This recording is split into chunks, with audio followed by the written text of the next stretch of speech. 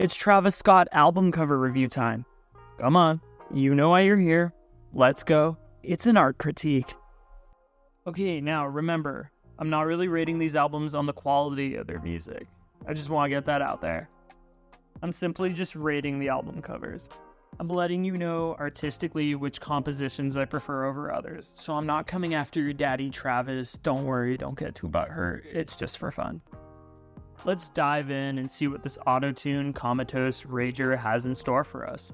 Okay, so this one might shock you, but starting this list off, we're gonna go with Utopia. This is one of the hottest releases of 2023. I can't even lie, it's just everywhere. Everyone's bumping this on every corner. I was a little bit underwhelmed by the album cover. It took this man like 5 years to drop a new project, and this is what we got?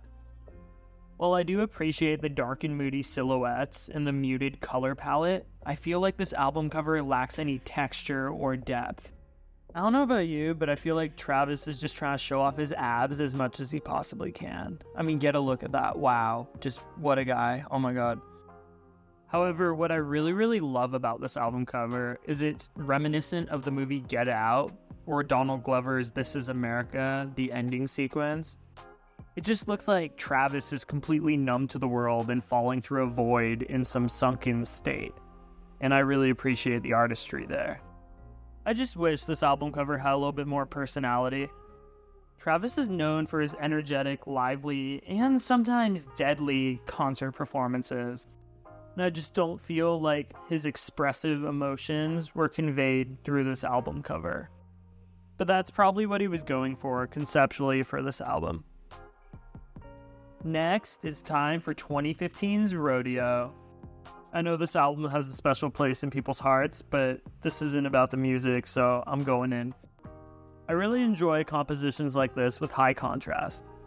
The dark background really complements the bright figurine in front. And even as a collectible doll, Travis is iced out. Okay, now, even though he's showing his abs again, I think it's really intriguing narratively to portray yourself as a figurine or a collectible object.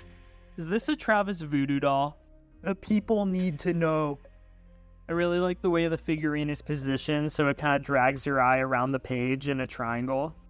There's a really compelling use of silhouettes, and I really enjoy the way that the light reflects off the plastic. I'm just worried this might be one of those dolls in a horror movie that comes to life and just comes after you. Okay, let's keep it moving. Now I'm in the I love it category. Next up, we have 2018's Astroworld, and this album cover just feels like a thematic experience. The subject matter is super immersive. It feels like you're trapped in this psychedelic carnival ride from hell. There's this vague horror atmosphere and this brooding energy. The vibrant colors really just enhance the imagery. I feel like Pennywise the Clown is just around the corner. You're also getting invited into this statue of Travis's mouth, which is a little bit disturbing, but I think it's cool. There's also a lot of subtle details hidden within this composition that just keep viewers coming back for more. I do think we should keep kids this age away from a Travis Scott concert. But overall, I really love this composition, and the next one just gets better. Okay, up next is my favorite Travis Scott album cover. We got Birds in the Trap. Argue with me right now in the comments and tell me why I'm wrong. This album art is amazing. There's some strong religious imagery with the angel wings that are blackened, almost to convey that he's like some devilish force. These dark shadows and hunched posture really communicate a lot to the audience and help build in this overall narrative. Travis utilizes a lot of intoxicating imagery in his work.